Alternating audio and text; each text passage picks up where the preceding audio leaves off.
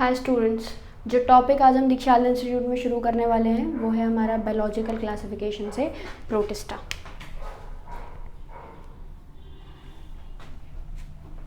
Kingdom protista.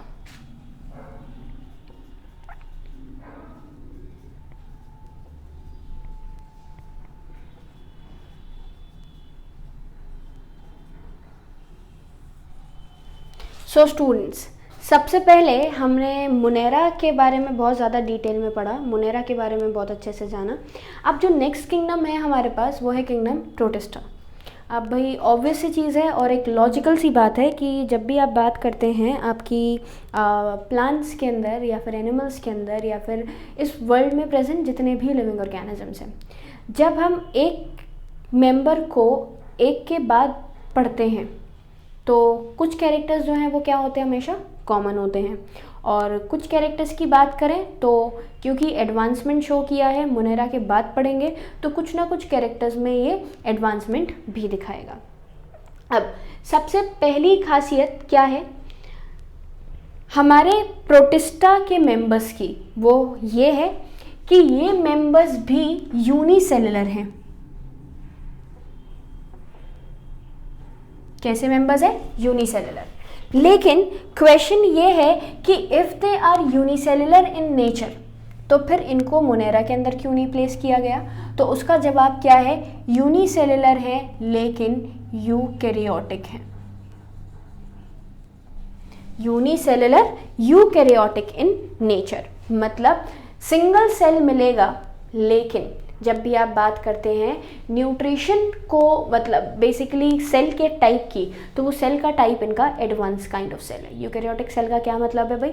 Eukaryotic cell का मतलब है इनके पास प्रॉपर आपके हम कह सकते हैं कि प्रॉपर सेल प्रेजेंट है, सेल वॉल, सेल के साथ सेल वॉल भी प्रेजेंट होती भी है, नहीं भी होती है, न्यूक्लियर मेम्ब्रेन प्रॉपर तरीके से प्रेजेंट है, मेम्ब्रेन बाउंड ऑर्गेनेल्स प्रेजेंट है। मतलब टुवर्ड्स द एडवांसमेंट हमारे जो प्रोटिस्टा के मेंबर्स हैं ये आगे बढ़ चुके हैं। तो सबसे पहली चीज़ तो सिंगल सेल यूकैरियोटिक किस में डाले जाते हैं? प्रोटिस्टा की कैटेगरी में इंक्लूड करवाए जाते हैं। लेकिन अगर एक बाउंड्री की बात करें कि भाई कोई स्पेसिफिक या स्पेसिफिकेशन या कोई स्पेसिफिक कैरेक्टर को शो करता है तो कोई स्पेसिफिक बाउंड्रीज इसकी फिक्स नहीं है। मतलब सेल वॉल प्रेजेंट है भी, सेल वॉल प्रेजेंट नहीं भी है। आप दूसरा बात करो तो ये जो मेंबर्स हैं ये ऑटोट्रॉपिक भी हैं, ये मेंबर्स हेटरोट्रॉपिक भी हैं, ये मेंबर आपके फोटोसिंथेटिक भी हैं, हेटरोट्रॉपिक भी हैं। इसके साथ हम बात करें तो कॉलोनीज़ में भी रहते हैं, फ्री भी रहते हैं। तो हर तरीके के कैरेक्टराइजेशन को ये शो करता है, स्पेसिफिक बाउंड्रीज प्रेजेंट नहीं है। सिर्फ एक बेसिक कैरेक्टर जो मैंने बोला वो क्या है, सिंगल सेल हो, यूकैरियोटिक हो, आपका प्रोटिस्टा में बिलोंग करवाया जाएगा। अब जैसे बात करें फोटोसिंथेटिक की, तो फोटोसिंथेटिक भी है, इसके अलावा और अलग अलग कैरेक्टर्स भी शो करता है। जैसे हमने प्रोटिस्टा को ही फर्दर आपके 4 पार्ट्स में डिवाइड किया है। क्राइसोफाइट्स हैं, डाइनोफ्लैजलेट्स हैं, यूग्लेनोइड्स हैं, स्लाइम मोल्ड्स हैं और प्रोटोजोअन्स हैं। 5 पार्ट है जो कि प्रोटिस्टा के अंदर आते हैं। तो ये जो मेंबर है ये ज़्यादातर प्राइमरीली एक्वेटिक हैं और ये जो किंगडम के फॉर्म्स हैं ये ज़्यादातर आपके प्लांट्स और एनिमल्स, फंजाई, इन सब के साथ एक छोटा सा रिलेशन जो है वो शो करते हुए भी दिखते हैं। बॉडी के अंदर क्योंकि यूकैरियोटिक है, सेल है, कुछ कॉमन कैरेक्टर्स मैं यहाँ लिख देती हूँ। क्योंकि यूकैरियोटिक सेल है तो वेल डिफाइंड न्यूक्लियस,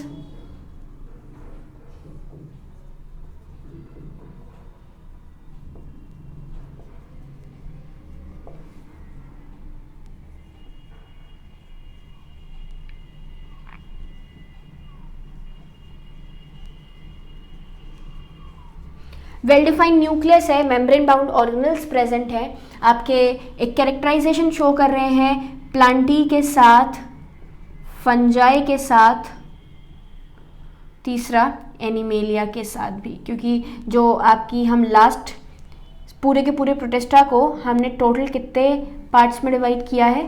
5। वहाँ सोल मेंबर थे हमारे बैक्टीरिया, लेकिन यहाँ पर आप फर्दर डिवीजन दे देते हैं। सबसे पहले क्राइसोफाइट्स, दूसरे हैं आपके डाइनोफ्लैजलेट्स, थर्ड हम बात करते हैं आपके स्लाइम मोल्ड्स, स्लाइम मोल्ड्स के बाद हैं आपके यूग्लेनॉइड्स, और लास्ट हम बात करते हैं आपका प्रोटोजोअन, जो कि प्रोटिस्टा कैटेगरी में फॉल करते हैं।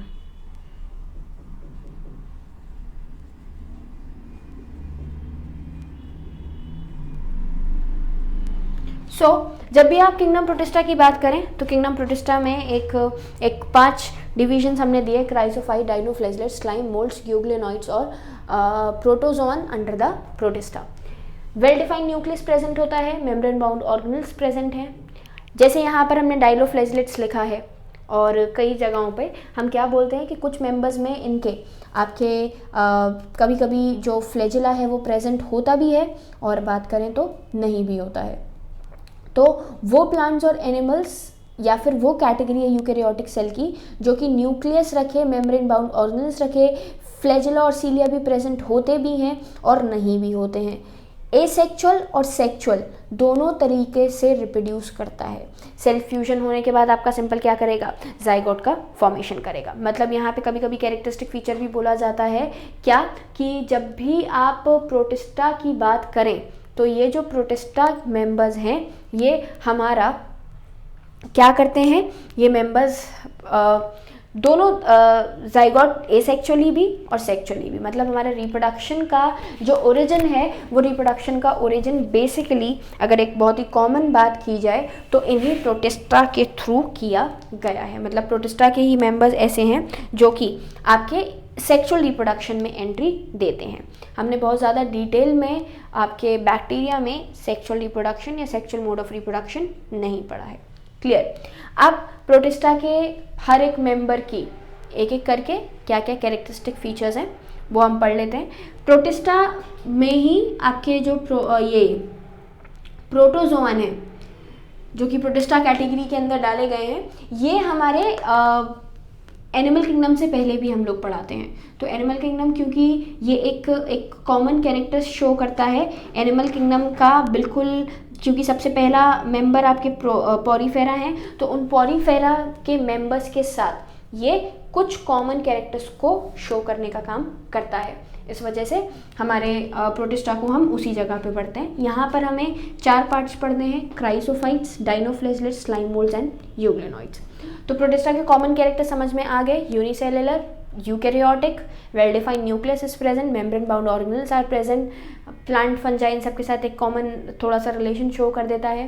इसके साथ हम बात करें तो आपका इन मेंबर्स के अंदर सीलिया, फ्लैजिला भी प्रेजेंट होते हैं, एक्वेटिक होते हैं ज़्यादातर, मतलब बेसिकली पानी में रहने वाले मेंबर्स हैं और डिफरेंट कैरेक्टर्स को शो करने का काम करते हैं। अब यहाँ पे सबसे पहले हमारे पास क्या प्रेजेंट है, क्राइसोफाइट्स।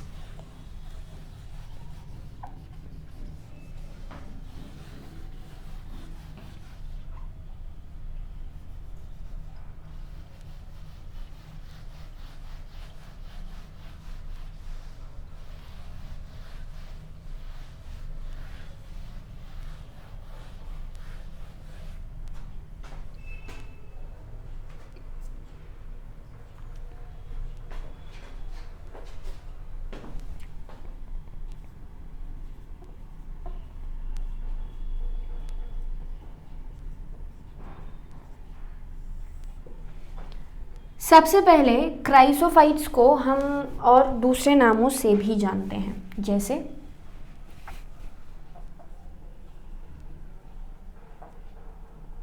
डेस्मिड्स,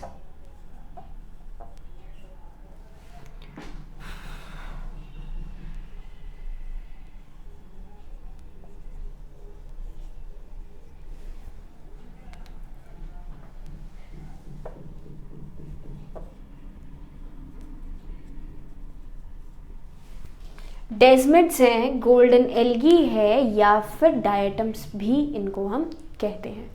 मैंने सबसे पहले आप लोगों को क्या बोला,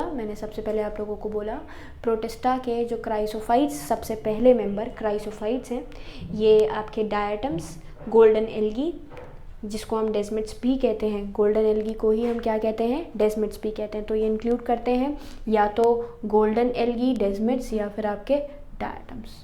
उसको ब्रैकेट में इनक्लोज कर देते हैं। डेजमिड्स को ही क्या कहते हैं हम, गोल्डन एल्गी के नाम से जाने जाते हैं। ज़्यादातर मरीन है और फ्रेश वाटर भी होते हैं।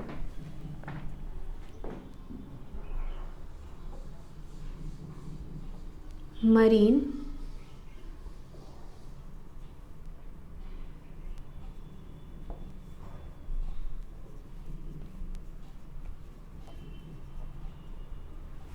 फ्रेश वाटर, मतलब एक्वेटिक तो भाई सीधे से समझ में आ रहा है, आपने बोला मरीन है और फ्रेश वाटर है तो एक्वेटिक तो है ही है। एक्वेटिक के साथ साथ या तो ये हमारे कैसे एक्वेटिक हैं, मरीन एक्वेटिक हैं या फिर फ्रेश वाटर एक्वेटिक भी हैं। बहुत ज़्यादा बड़े नहीं होते हैं, माइक्रोस्कोपिक हैं और वाटर करंट्स के साथ एक जगह से दूसरी जगह पर फ्लोट करने का काम करते हैं। क्या बोला मैंने बोला माइक्रोस्कोपिक, भी ऑब्वियस सी चीज़ है, protista is unicellular.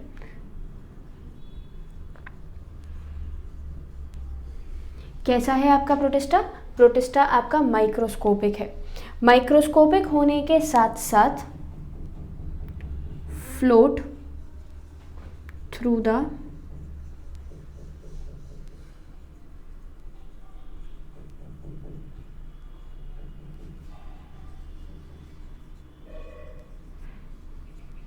Water currents. Water currents के थ्रू एक जगह से दूसरी जगह पर क्या करता है, फ्लोट करता है। इसी नेचर को जो कि पानी के बहाव के साथ इधर उधर घूमे, उसको हम क्या कहते हैं,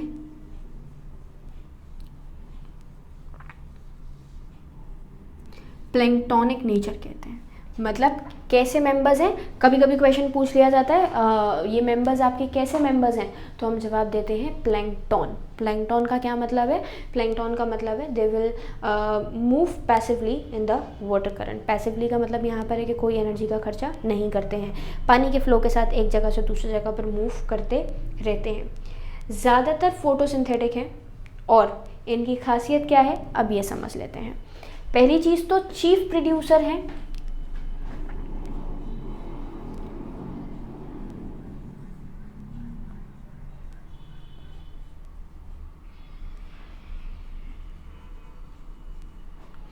चीफ प्रोड्यूसर हैं, फोटोसिंथेटिक हैं।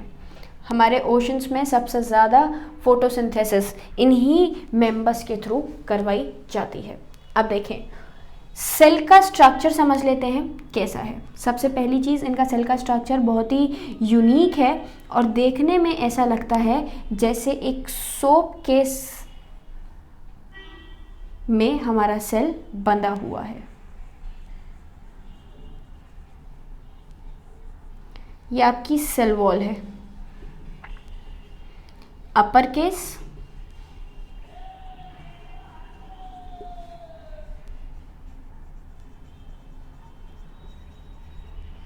Lower case. ये इस तरीके से एक सोप केस के जैसे एक के ऊपर एक हमने अरेंज कर रखा हो, बिल्कुल इसी तरीके से ये क्राइसोफाइट्स जो हैं ये अरेंज होते हैं। दूसरी चीज़ इम्पॉर्टेंट जो है यहाँ पर वो क्या है,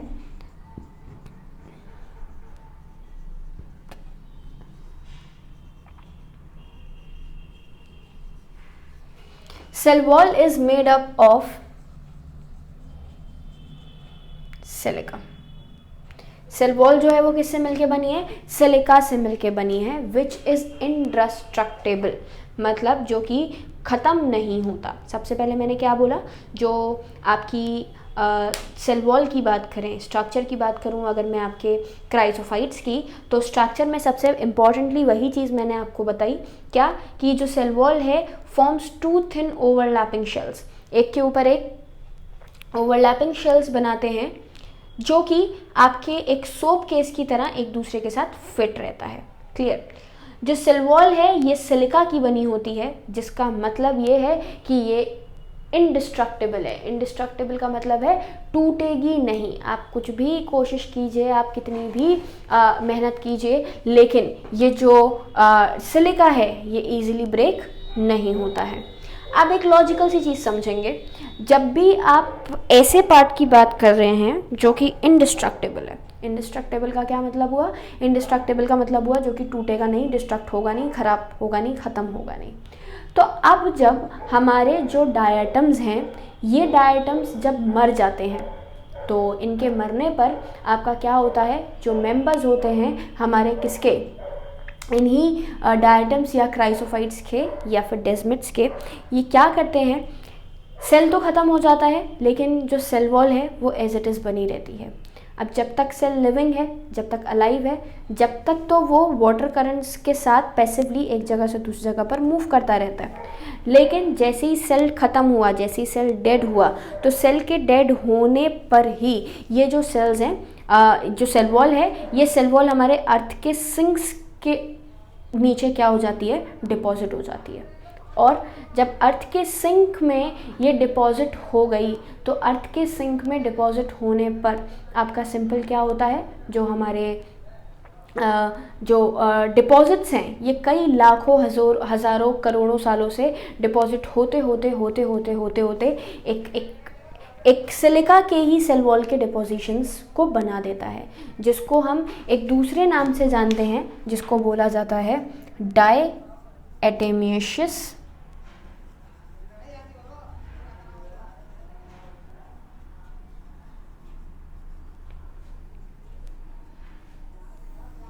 डायटोमिशियस अर्थ। डायटोमिशियस अर्थ क्या है भाई, डायटोमिशियस अर्थ हमारा एक डिपोजिशन है। किसका डिपोजिशन है, सिलिका के सेल वॉल का, जो कि इंडिस्ट्रक्टेबल है, ख़त्म नहीं होता है, एज इट इज़ बना रहता है एक्सक्यूज मी, ऐसे ही बना रहता है और further for the life time यूं ही बना रहेगा। और इसी रीज़न की वजह से हमारे जो यही सेल वॉल जब ख़त्म हो जाता है, जब ऑर्गेनिज्म मर जाता है, जब डेस्मिड ख़त्म हो जाते हैं, तो ये हमारे ओशन के सिंक्स के अंदर इकट्ठी हो जाती है। और यही हज़ारों लाखों सालों का जो डिपोजिशन है, ये किस नाम से जाना जाता है, डायटोमिशियस अर्थ के नाम से जाना जाता है। तो मैंने क्या बोला, diatoms left behind large amount of cell wall deposit in their habitats. This accumulation over billions of years is referred to as diatomaceous earth. अब क्योंकि सिलिका है, तो भाई सिलिका को जब आप टच करेंगे, जो कि इंडिस्ट्रक्टेबल है, तो ये आपका कैसा दिखेगा, आपको टच करने पे ग्रिटी दिखेगा। मतलब जब आप इसको छुएंगे, टच करके देखेंगे, तो टच करने पे इसका नेचर हमें कैसा दिखता है, ग्रिटी दिखता है। और यही ग्रिटी नेचर होने की वजह से हम इन डायटम्स को एक बहुत ही अलग अलग कामों में इस्तेमाल करते हैं, लाइक पॉलिशिंग है, स्क्रबिंग है, आपके जो पॉलिशेस हैं, या फिर हम बात करें आपका किसकी, कफ सिरप्स हैं, कॉस्मेटिक्स के आइटम्स वगैरह हैं, इन सबको फिल्टर करने के लिए भी हम किसका इस्तेमाल करते हैं, इन्हीं डायटोमिशियस अर्थ का इस्तेमाल करते हैं। तो सिंपल बोले, being gritty the soil is used in polishing. Polish, भाई ग्रिटी है तो पॉलिश करवाने में इस्तेमाल कर देते हैं। फिल्ट्रेशन हो जाती है आपकी ऑयल्स की या फिर सिरप्स की, वही कॉस्मेटिक्स वगैरह में जो हम बात करते हैं। और सबसे इम्पॉर्टेंट चीज़ जो मैं बार बार रिपीट कर रही हूँ, वो ये है कि diatoms are the chief producers of the oceans. हमारे ओशंस में सबसे ज़्यादा प्रोडक्शन इन्हीं प्रोटिस्टा के क्राइसोफाइट्स के थ्रू जो है वो करवाया जाता है। कैसे क्राइसोफाइट्स के थ्रू करवाया जाता है भाई, because being photosynthetic in nature, आपका ऑक्सीजन का भी रिलीज़ करते हैं और साथ साथ फूड का प्रोडक्शन भी करते हैं। तो हमारे ओशंस में सबसे ज़्यादा क्वांटिटी में ऑक्सीजन का डिसोल्यूशन करवाना, इसके साथ साथ हम बात करें भाई फोटोसिंथेटिक प्रोडक्ट जो बनेंगे वो भी, तो चीफ प्रोड्यूसर हमारे कौन हैं, यही प्रोटिस्टा के क्राइसोफाइट्स हैं। क्राइसोफाइट से आगे बढ़े तो हमारे क्या हैं, डायनोफ्लेजलेट्स। अब देख लेते हैं डायनोफ्लेजलेट्स क्या हैं आपके।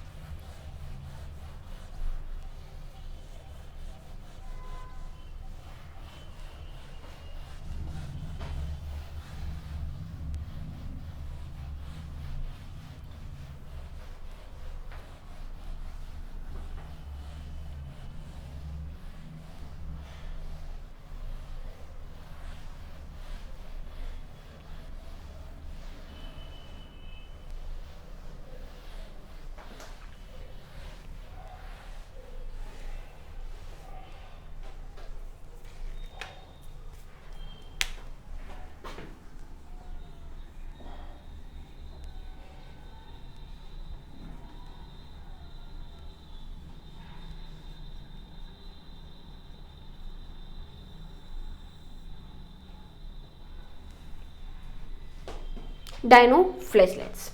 सबसे पहले खासियत समझेंगे डायनोफ्लेजलेट्स की क्या है। ये ऑर्गेनिज्म पहली चीज़ तो ज़्यादातर मरीन है और टोटली फोटोसिंथेटिक है।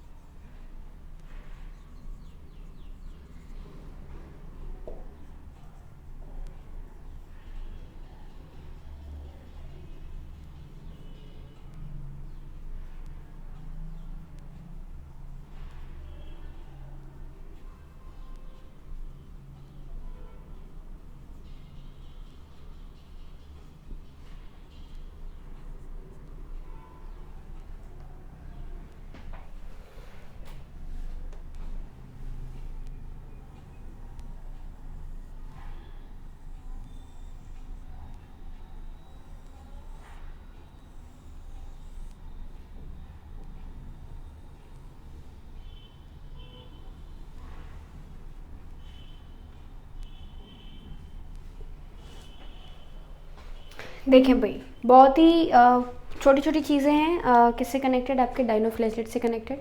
सबसे पहली चीज़ हमने क्या बात करी, डायनोफ्लेजलेट्स जो हैं आपके, ये ज़्यादातर मरीन हैं और फोटोसिंथेटिक इन नेचर है।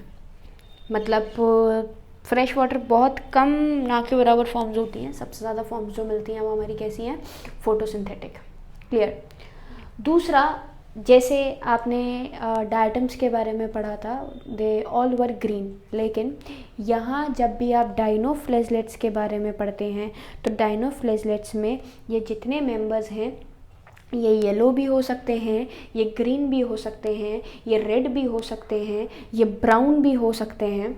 इसके साथ साथ मतलब क्यों, because of presence of the different kind of pigments in them. मतलब इनकी बॉडी में जो पिगमेंट प्रेजेंट होगा उसी पिगमेंट को ध्यान में रखते हुए ये अपने कलर को शो करते हैं। मतलब जो पिगमेंट होगा वही कलर दिखेगा, भी लॉजिकल सी बात है। इसके साथ साथ इनके पास जो सेल वॉल है वो स्टिफ सेलुलोज प्लेट्स की बनी होती है, जैसे मैंने यहाँ पर बनाए हैं।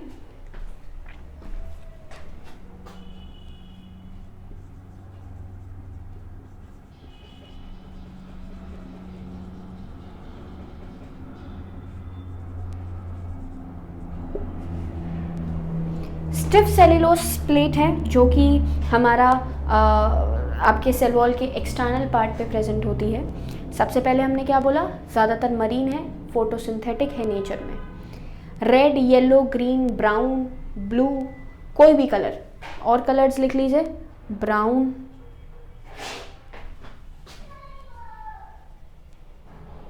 ब्लू, किसी भी कलर को ये शो कर देते हैं। किसके बेसिस, मतलब अब क्यों कलर शो कर रहे हैं, तो on the basis of the pigment. जो पिगमेंट प्रेजेंट होगा उसी पिगमेंट के बेसिस पे हमारे जो डायनोफ्लेजलेट्स हैं ये क्या करते हैं, डिफरेंट कलर को शो करने का काम करते हैं। क्लियर। आगे हम बात करते हैं आपके किसकी, नेक्स्ट हम बात करते हैं जो सेल वॉल है वो स्टिफ सेलुलोज प्लेट्स की बनी होती है बाहर की सरफेस पे, और ज़्यादातर इनके अंदर कितने फ्लैजिलाज हैं, 2 फ्लैजिला, मैंने वहाँ पर बनाए भी हैं। कितने फ्लैजिलाज मिलते हैं आपको, टोटल 2 फ्लैजिलाज आर देयर। एक तो है लॉन्गिट्यूडनल और दूसरा है ट्रांसवर्स। जो कि फरो बनाते हुए सेल वॉल के बीच में से निकलता है। ये जो मैंने आपको सेल वॉल प्लेट्स बनाई हैं, इन प्लेट्स के बीच में से आपका ट्रांसवर्स फ्लैजेला जो है वो एक फरो बनाते हुए बाहर आता है। क्लियर? मतलब जब भी आप बात करते हैं आपके डायनोफ्लैजलेट्स की, तो ये डायनोफ्लैजलेट्स आपके दो फ्लैजेलास को शो कर रहे हैं। कौन कौन से दो फ्लैजेलास? एक तो लेटरल और एक ट्रांसवर्स।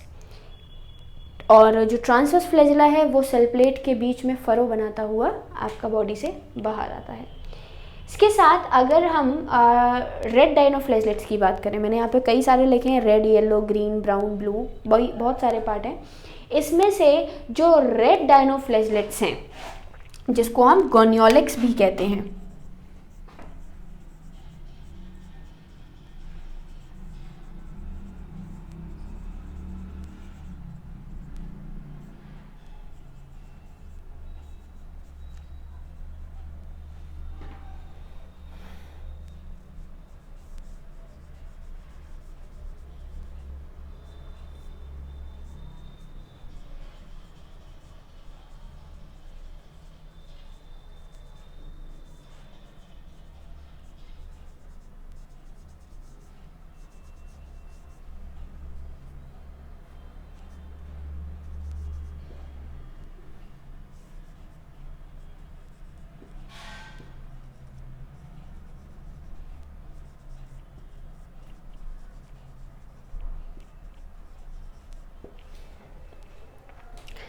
रेड डायनोफ्लैजलेट्स जो कि हमारे गोनियोलिक्स के नाम से, मतलब मेनली गोनियोलिक्स ही इसका एग्जाम्पल है। ये रेड टाइड्स के लिए भी रिस्पॉन्सिबल होता है। रेड टाइड्स क्या हैं भाई? तो जो कि हमारे सी के कलर को कैसा बना दे? रेड बना दे। तो वो जो हमारे सी के कलर को रेड बना देते हैं वो हमारे क्या कहलाते हैं? गोनियोलिक्स कहलाते हैं। क्लियर? और कैसे बना देते हैं भाई? लॉजिकल से चीज़ समझेगा, क्योंकि प्रोटिस्टा के मेंबर्स हैं, तो प्रोटिस्टा का अगर मेंबर है तो ये एक बहुत ही रैपिड डिवीजन शो करता है। और जब प्रोटिस्टा का मेंबर एक बहुत रैपिड डिवीजन शो कर रहा है, रैपिड मल्टीप्लिकेशन शो कर रहा है, तो जिस भी वाटर बॉडी में ये प्रेजेंट होते हैं, क्योंकि रेड कलर के इनका अंदर पिगमेंट है, तो जैसे ही डिवाइड करना शुरू करते हैं और इनकी कॉलोनीज़ बढ़ती जाती हैं, तो इनकी कॉलोनीज़ बढ़ने की वजह से आपकी जो सी है वो कैसी दिखना शुरू हो जाती है? रेड कलर की। या तो जहाँ पे भी प्रेजेंट है उस सी के एरिया को ये कैसा बना देते हैं? रेड बना देते हैं। क्यों? क्योंकि भाई ये खुद रेड कलर के हैं, और जब ये खुद रेड कलर के हैं तो रेड कलर का पिगमेंट शो करने की वजह से आपका जो कौन है हमारे सिंपल गोनियोलिक्स की बात करें तो पूरी की पूरी सी को रेड अपीयरेंस दे देते हैं, जिसको हम रेड टाइड के नाम से जानते हैं। बहुत इंपॉर्टेंट है, पूछ लिया जाता है। तो रेड टाइड्स जो हैं आपके, वही सी का अपीयरेंस कैसा हो जाना? रेड टाइड हो जाना, रेड हो जाना, वही रेड टाइड्स कहलाता है। इसके साथ साथ इनके अंदर से एक हार्मफुल टॉक्सिन, मतलब एक टॉक्सिन भी रिलीज़ करवाया जाता है, जिसकी वजह से जितने भी मेंबर्स उस मरीन सिस्टम में at that particular time present हैं वो भी क्या हो जाते हैं? धीरे धीरे मरना, ख़त्म होना शुरू हो जाते हैं। तो बेसिकली टॉक्सिन रिलीज ऑब्वियसली जब क्वांटिटी में ज़्यादा होगा तो टॉक्सिन भी लार्ज क्वांटिटी में रिलीज़ करेंगे, तो इवन नंबर्स में even kill other marine animals such as fishes को भी किल करने का काम कर देते हैं। तो जब भी आप बात कर रहे हैं आपके किसकी? डायनोफ्लैजलेट्स की, तो फोटोसिंथेटिक तो हैं, लेकिन इसके साथ साथ कई सारे हार्म भी हमारे वाटर बॉडीज़ को क्रिएट करवा देते हैं।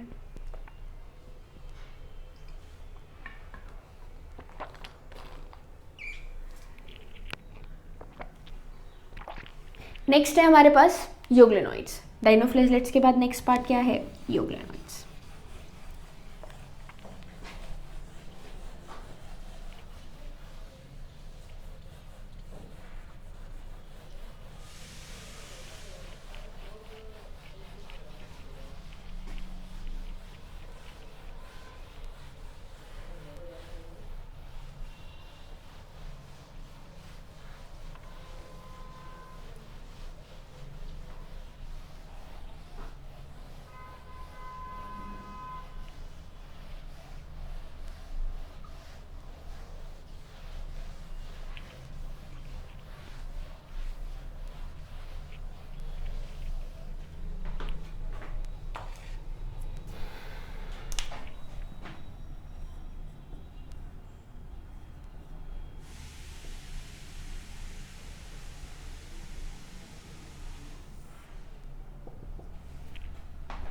यूग्लिनॉइड्स, जैसे अब तक हमने दोनों मेंबर्स पढ़े, एक तो क्राइसोफाइट्स पढ़े और एक डायटम्स, ये आपके डाइनोफ्लेजलेट्स पढ़े। इन दोनों में हमने सेल वॉल की प्रेजेंस देखी, लेकिन जब भी आप यूग्लिना की और मरीन वाटर थे, लेकिन जब भी आप बात करते हैं यूग्लिनॉइड्स की, तो यूग्लिनॉइड का खासियत क्या है? यूग्लिनॉइड का खासियत ये है कि ये फ्रेश वाटर में प्रेजेंट होते हैं,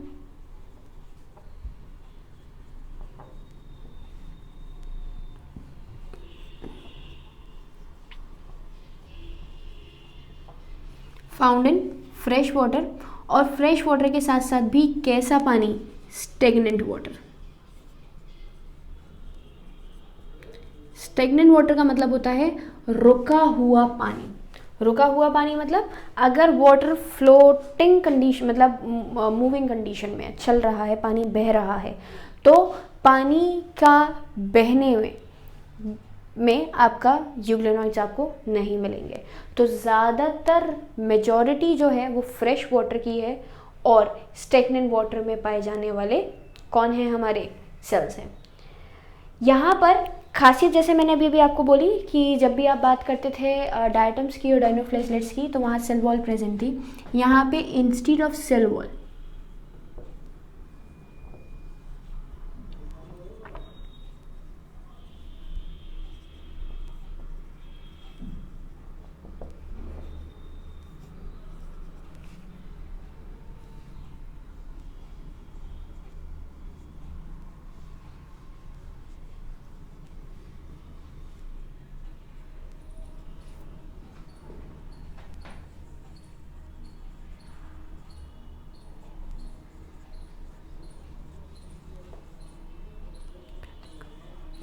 सेल वॉल की जगह इनकी बॉडी के ऊपर एक फ्लेक्सिबल लेयर प्रेजेंट होती है, जो कि प्रोटीन से बनी होती है, प्रोटीन से रिच होती है, जिसको हम क्या कहते हैं? पेलिकल के नाम से जानते हैं। बहुत इंपॉर्टेंट है। क्या बोला मैंने? Instead of cell wall they have a protein rich layer called the pellicle which makes their body flexible, और इनकी बॉडी को कैसा बना देती है? फ्लेक्सिबल बना देती है। दूसरी खासियत क्या है इसके बाद? फ्लेक्सिबिलिटी के अलावा इनकी बॉडी में, ये यूग्लिना है, कितने फ्लैजिला प्रेजेंट होते हैं? 2 फ्लैजिला। न्यूक्लियस, एक है small flagella,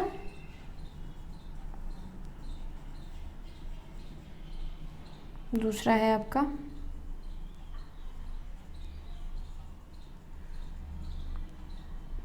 large flagella. Euglenoid की दूसरी खासियत, पहली खासियत हमने क्या देखी?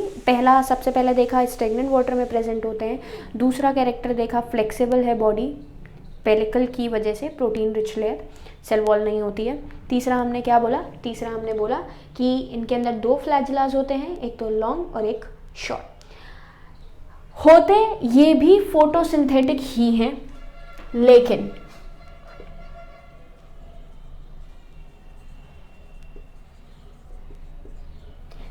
In the absence of light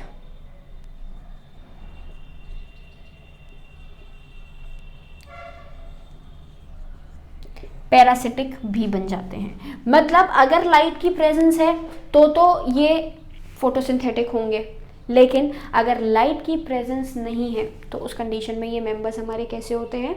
ये हेटेरोट्रॉप्स की तरह भी एक्ट करना शुरू कर देते हैं। कैसे एक्ट करते हैं? अपने से छोटे ऑर्गेनिजम्स के ऊपर हंट करके। क्लियर? प्रेडेटर्स की तरह से ही जाने जाते हैं। इसके साथ साथ जो पिगमेंट यूग्लिना में मिलता है, फोटोसिंथेटिक पिगमेंट, वो वही क्लोरोफिल ए है जो कि हमारे हायर प्लांट्स के अंदर भी पाया जाता है। तो अगर हम एक बहुत ही छोटी सी चीज़ बोलें कि फोटोसिंथेटिक हैं और कौन सा पिगमेंट मिलता है, तो पिगमेंट बिल्कुल प्लांट के जैसा है। तो कई जगहों पे जब हम एवोल्यूशन पढ़ते हैं तो एवोल्यूशन में हमारी यूग्लिना को connecting link between the plants और एनिमल्स का नाम दिया जाता है। क्यों? क्योंकि सेल वॉल की एब्सेंस है, pellicle protein rich layer present है जो कि इसको कैसा बना देती है? फ्लेक्सिबल, एनिमल का कैरेक्टर। और आपका फोटोसिंथेटिक है और पिगमेंट भी बिल्कुल किसके जैसा मिल रहा है? हमारा हायर प्लांट्स के जैसा मिल रहा है, तो इस वजह से कैसे हो गए आपके प्लांट जैसे कैरेक्टर को शो करने लगे। तो जब भी आप बात करते हैं आपके यूग्लेना की, तो यूग्लेना में यूग्लेनॉइड्स की, तो एग्जाम्पल यूग्लेना ही है। नेक्स्ट बात करें आपके किसकी, स्लाइम मोल्ड्स की।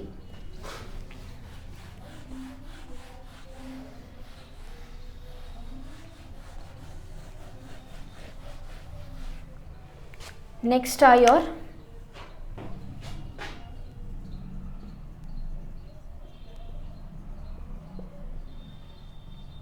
नाम से याद रखिए, मतलब बहुत जगहों पर हम स्लाइम मोल्ड्स का जिक्र करते हैं। सबसे इम्पॉर्टेंट ये है कि पूरी तरीके से सेप्रोफिटिक प्रोटिस्ट है, मतलब ये किसी भी कंडीशन में कैसे भी क्या नहीं करता है। अगर हम बहुत ही बेसिक सी बात बोलें तो it is not function as a photosynthetic member, खुद से हेटेरोट्रॉपिक है टोटल तरीके से और किसी दूसरे मेंबर पे डिपेंड करते हैं अपने न्यूट्रिशन को लेने के लिए, इस वजह से सेप्रोफिटिक प्रोटिस्ट है। बॉडी जो है वो ज़्यादातर डेड और डिके जो लीव्स होती हैं, ट्विग्स होते हैं, उनके ऊपर ये आपके मूव करते करते अपने न्यूट्रिशन को कंज्यूम करने का काम करते हैं। सारा का सारा ऑर्गेनिक मटेरियल जो है वो एंगल्फ कर लिया जाता है। एग्रीगेशन बना लेते हैं इन्हीं मेंबर्स का, जब भी कोई भी ड्रास्टिक कंडीशन होती है तो बहुत सारे मेंबर्स का एग्रीगेशन बन जाता है, इकट्ठे हो जाते हैं एक साथ और क्या बना लेते हैं, एक स्ट्रक्चर बनाते हैं जिसको हम बोलते हैं प्लाज्मोडियम, जो कि सेवरल फीट्स तक, मतलब बहुत सारी जगहों पर ईजिली स्प्रेड हो जाता है। अनफेवरेबल कंडीशन में ये जो प्लाज्मोडियम है ये एक फ्रूटिंग बॉडी बना लेगा और ये फ्रूटिंग बॉडी आपके स्पोर्स रखती है अपने टिप्स पे और ट्रू वॉल्स उनके ऊपर प्रेजेंट होती हैं। और ये जो स्पोर्स होते हैं इनकी खासियत है कि ये एक्सट्रीम हार्श कंडीशंस में भी यूं ही सर्वाइव कर जाती हैं। फिर क्या होता है, जब फेवरेबल कंडीशंस आती हैं तो जो फ्रूटिंग बॉडी है ये एयर करंट्स के साथ हर जगह पर स्प्रेड होते हैं और एयर करंट्स के साथ जो स्प्रेड हुए हैं ये धीरे धीरे करके पूरी तरीके से हमारे एयर करंट्स में फैल जाते हैं। जैसी फेवरेबल कंडीशन मिलेगी एक नया स्लाइम मोल्ड जो है वो ग्रो कर जाता है। क्लियर? एग्जाम्पल आपके वही स्लाइम मोल्ड्स की बात कर रहे हैं। क्लियर? नेक्स्ट आपका जो कैटेगरी है वो है प्रोटिस्टा। प्रोटिस्टा में प्रोटोजोन्स। प्रोटोजोन को हम एनिमल किंगडम से पहले पढ़ते हैं, वही आपके नोटोरियस मेंबर्स हैं सबसे ज़्यादा। ये भी 4 कैटेगरी में डिवाइड कर दिए जाते हैं, अमीबॉइड हैं, फ्लैजिलेटेड हैं, सीलिएटेड हैं और स्पोरोजोन्स हैं। अमीबॉइड मतलब कोई प्रॉपर शेप नहीं है, सीलिएटेड मतलब सीलिया का प्रेजेंस है, आप फ्लैजिलेटेड की बात करेंगे तो फ्लैजिला का प्रेजेंस है और लास्ट अगर मैं बात करूँ स्पोरोजोआ मतलब कोई भी आपका मूविंग पार्ट प्रेजेंट नहीं है, सीलिया, फ्लैजिला, अमीबा, तो उस कंडीशन के अंदर ये आपके क्या कहलाते हैं, स्पोरोजोन्स कहलाते हैं। तो एनिमल किंगडम से पहले वो वाले पार्ट को हम पूरा कंप्लीट कर लेंगे। तो यहाँ पर आपका क्या कंप्लीट हो गया, प्रोटिस्टा, जिसमें हमने क्राइसोफाइट्स पढ़े, दैट इज डायटम्स या फिर डेजमिट्स, दूसरे हमने डाइनोफ्लैजिलेट्स पढ़े और थर्ड हमने यूग्लेना पढ़ा, फोर्थ हमने स्लाइम मोल्ड्स और फिफ्थ हैं हमारे प्रोटोजोआ में आपके प्रोटिस्टा में प्रोटोजोन्स। तो ये पूरा का पूरा प्रोटिस्टा वाला पार्ट भी आपका क्या हो गया, कंप्लीट।